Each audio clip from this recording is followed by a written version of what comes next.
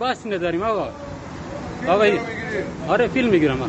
یا آقا ما اومدیم جایگاه. آقا فیلم میگم تو چرا؟ فیلم نگیر. آقا چیز خصوصی به چه ربطی داره؟ گوشی منه. خصوصی چه؟ دادم اینجا میکنه از من فیلم میگیری. آقا گوشی منه به چه ربطی نداره؟ آقا به کسی ربطی نداره. این جایگاه به ما بنزین نمیده آقا. آره. کارت آزاد داره به ما کارت. آره. ما اومدیم روی این جایگاه به ما بنزین نمیدن.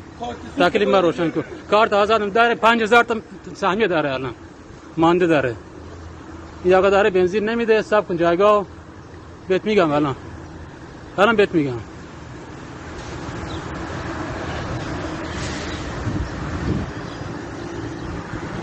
خلوتم هست الان داره بنزین نمیده. حساب کن کار دارم بکن.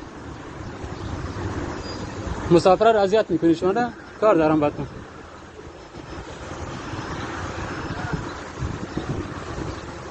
شو داریم صبر کنم کار دارم باید